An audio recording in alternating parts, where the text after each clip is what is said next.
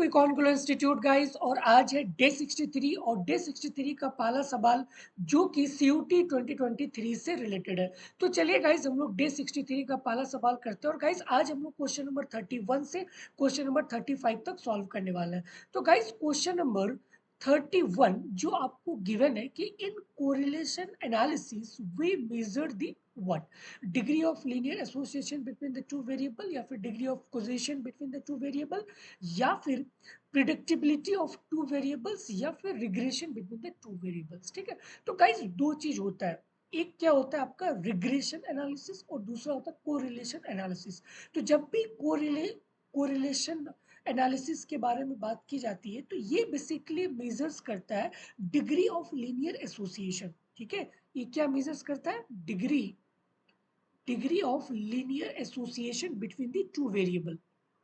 ठीक है, degree of linear association between the two variables, that is correlation. लेकिन guys अगर मैं ऑप्शन नंबर 3 की बात करूं, that is predictability of the two variables, तो guys predictability is more closely related to the regression, क्योंकि रिग्रेशन में guys हम लोग वहां पे क्या करते हैं, प्रिडिक्ट करते हैं। ठीक है, वाई एक्स के वैल्यूज को कुछ पुट करके देन हम लोग y के वैल्यूज को जो है मेजर्स करते हैं ना, ये वाला y equal to alpha plus beta X plus error terms. तो x की वैल्यूज 5 पुट किए, 6 पुट किए, 7 पुट किए, फिर देन अकॉर्डिंगली हम लोग जो y को हम लोग क्या करते थे, वहां पे प्रिडिक्ट करते थे। तो ये गाइस आपका रिग्रेशन का कॉन्सेप्ट है, बट यहाँ पे आपको पूछा गया कोरिलेशन के बारे में, तो ऑप्शन 3 गाइस बिल्कुल नहीं होगा। Similarly, option 4 guys, regression between the two variables. No, regression is a different statistical techniques that involves the predicting one variables based on another. But while regression only measures the strengthening between the linear relationship. ठीक है, तो option 4 भी बिल्कुल नहीं होगा, and guys option 2 भी नहीं होगा। ठीक है, तो ये भी आपका एक रिग्रेशन का पार्ट है। ऑप्शन 3 भी रिग्रेशन का पार्ट है, ऑप्शन डी भी रिग्रेशन का पार्ट है। सो the correct option is A. Correlation analysis का मतलब degree of the linear association between the two variables. ठीक है, सो the correct option is A. Guys मैं यहाँ पे एक्सप्लेनेशन भी दिया हूँ। इन correlation analysis we specifically measure the degree of linear association between the two variable. So the correlation coefficient tell us how strongly and in what direction, चाहे positively related है या फिर नेगेटिवली रिलेटेड है, between the two variables in linearly related guys. But regression क्या है, is a different statistical technique that involves the predicting one variable based on another. ठीक है, तो रिग्रेशन क्या है आपका, एक प्रिडिक्टिंग है, बट कोरिलेशन क्या है कि एक strength between the two variable, not the prediction. So the correct option is A. Okay okay, move to guys question number 32। और 32 में आपको गिवन है कि given the assumption of classical linear regression model, the ordinary least square estimator possesses some optimum properties given in the Gauss-Markov theorem. Which of the following is not a part of this theorem? Not. Okay. तो guys यहाँ पे आपको अच्छे से पढ़ना है कि not a part of this theorem आपको पूछा गया है इस चार ऑप्शन में से। पहला option, the slope estimator beta two hat is a linear function of the random variable, या फिर expected value of beta two hat is equal to 0, या फिर no linear unbiased estimator has a lower variance than part of beta two hat, या फिर the estimator beta two hat is an unbiased estimator of beta two. ठीक है, तो guys classical linear regression model, ठीक है, इसका जो assumption था और वहां पे जो ओएलएस, ठीक है गाइस, जो ओएलएस जो था ना, तो according to Gauss Markov theorem, ठीक है, according to Gauss Markov theorem इन्होंने तीन बातें कही थी। पहला क्या कहा था कि ओएलएस एस्टिमेटर जो है वो लीनियर होना चाहिए, और दूसरा ओएलएस एस्टिमेटर आर अनबायस्ड, और तीसरा कि OLS estimator have the minimum variance among all linear unbiased estimator। ठीक है, डन। ओके, तो गाइस अगर मैं इस चार ऑप्शन में से पहला ऑप्शन की बात करूं, the slope estimator beta two hat is a linear function of the random variable, guys ये बिल्कुल ट्रू है।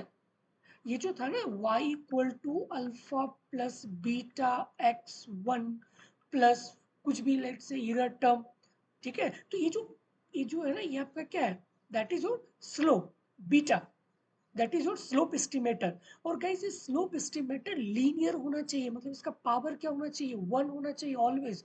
भले गाइस यहाँ पे 2 हो जाए क्यूब हो जाए उससे कोई दिक्कत नहीं है, बट हाँ इसका जो पैरामीटर है, इसका जो पैरामीटर है ये ऑलवेज लीनियर होना चाहिए, isn't it? ये ऑलवेज लीनियर होना चाहिए, इसका पावर ऑलवेज 1 होना चाहिए। तो गाइस ये ऑप्शन बिल्कुल सही है। The slope estimator beta 2 is a linear function of the random variable. But आपको यहाँ पे पूछा गया क्या है कि not a part of this theorem, isn't it? Okay, तो ये तो गाइस बिल्कुल सही है।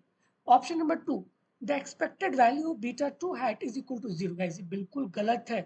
क्यों?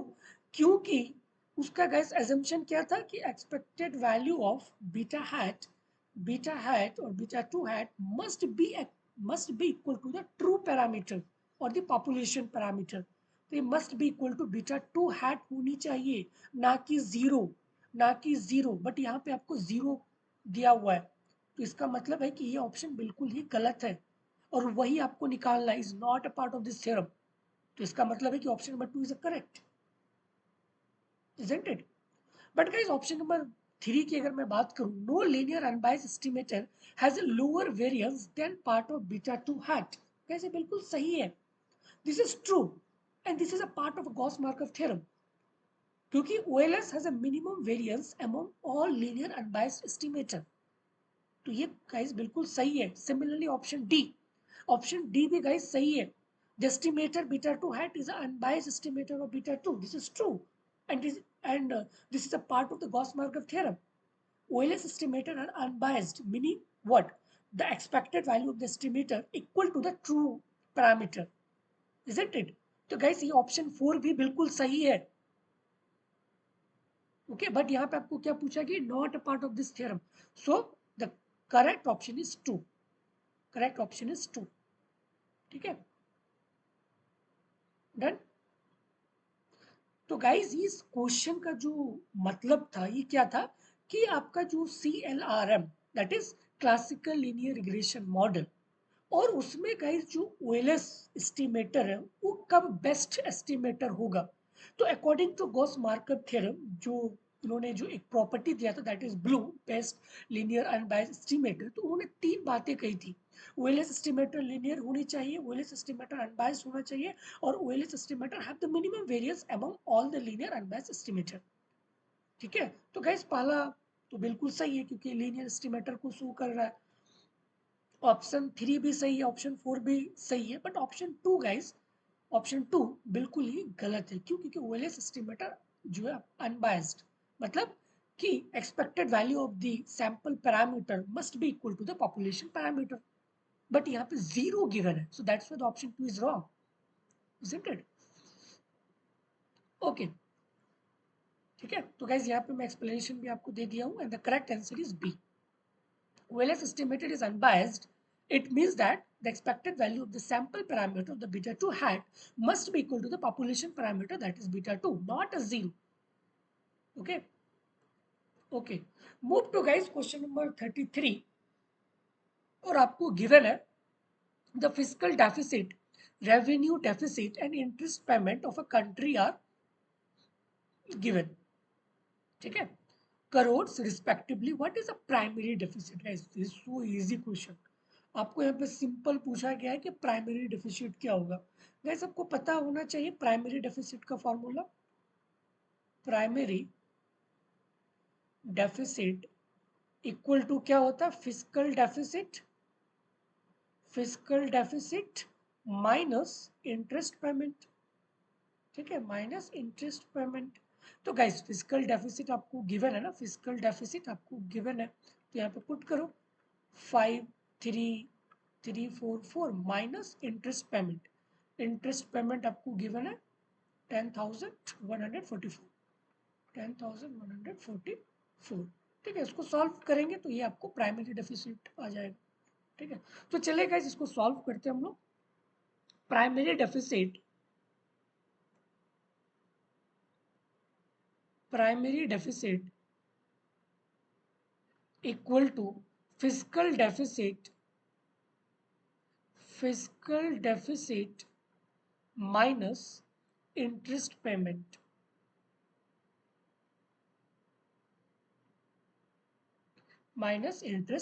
और फिजिकल डेफिसिट आपको गिवन है 53,344 करोड़ माइनस 10,144। इसको सॉल्व करेंगे तो ये आपको आएगा 43,200 करोड़। ठीक है, और guys option number A is the correct option. ठीक है, 43,200 crore. Okay okay, move to guys question number 34। और गाइस बहुत ही सिंपल है, आपको सिंपल कॉर्डिकुलस फंक्शन गिवन है, बजट कंस्टेंट गिवन है, और what is the optimal bundle of the consumption of X Y. तो guys simple m by 2px m by 2py। ठीक है, तो गाइस इसको आप लेग्रांजियन के भी थ्रू सॉल्व कर सकते हो ना, X Y plus lambda m minus X P X minus Y P Y. तो यहाँ पे del L by del X solve करेंगे equal to 0, del L by del Y equal to 0, del L by del lambda equal to 0। Let's say this is first equation, second equation, third equation. Equation 1 divided by equation 2, तो यहाँ से आप x in terms of y का value लेके आना, फिर ये वाला वैल्यू इक्वेशन थर्ड में पुट कर दोगे तो आपको ये मिल जाएगा। ठीक है, या फिर गाइस एक डायरेक्ट आपको फॉर्मूला पता होना चाहिए कि अगर u इक्वल टू एक्स पे पावर अल्फा वाई पे पावर बीटा अगर आपको गिवन हो, तो इसका ऑप्टिमल जो पॉइंट है एक्स स्टार इक्वल टू क्या होता है, alpha by alpha plus beta M by 2p1 M by P X. ठीक है, M by P X. Similarly Y star is equal to beta divided by alpha plus beta M by P Y. तो guys यहाँ पे इसका अगर power अगर मैं check करूँ तो 1 1 पावर है, तो मतलब alpha equal to 1 beta equal to 1 given है।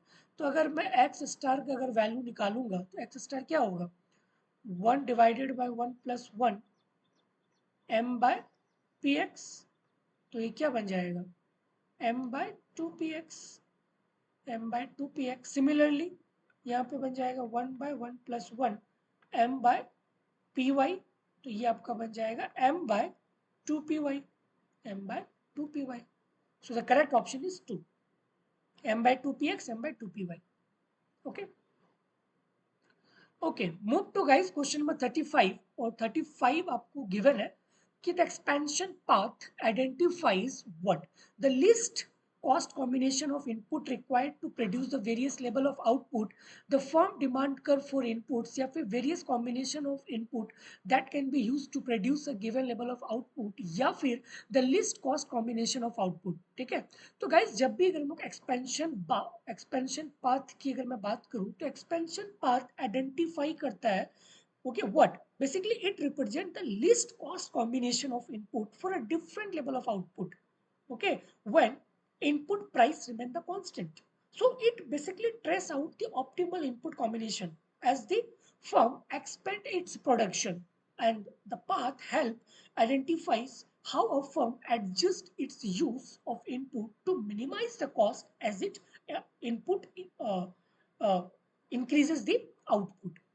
ठीक है, तो गाइस वही आपका एक्सपेंशन पाथ है। सो the correct answer is a. ठीक है, तो एक्सपेंशन पाथ का सिंपल जो लेमन टर्म का मतलब ये होता है कि आप इनपुट को किस रेशियो में उसको रखो ताकि मैक्सिमम आउटपुट हो सके, मैक्सिमम आउटपुट हो सके और कॉस्ट जो है लिस्ट कॉस्ट हो सके। ठीक है, तो लिस्ट कॉस्ट यूज करके मैक्सिमम आउटपुट को हम जो है प्रोड्यूस कर सके, that is your expansion path, that is your expansion path. ठीक है, सो the correct answer is a, expansion path in economic represent the least cost combination of input for a different level of output, isn't it? So the correct option is A। ठीक है, okay okay guys, thank you. I hope guys कि आपको ये video series पसंद आ रही होगी, और guys अगर पसंद आई आ रही है तो गाइज प्लीज वीडियो को सब्सक्राइब कीजिए और लाइक कीजिए। Okay okay guys, thank you.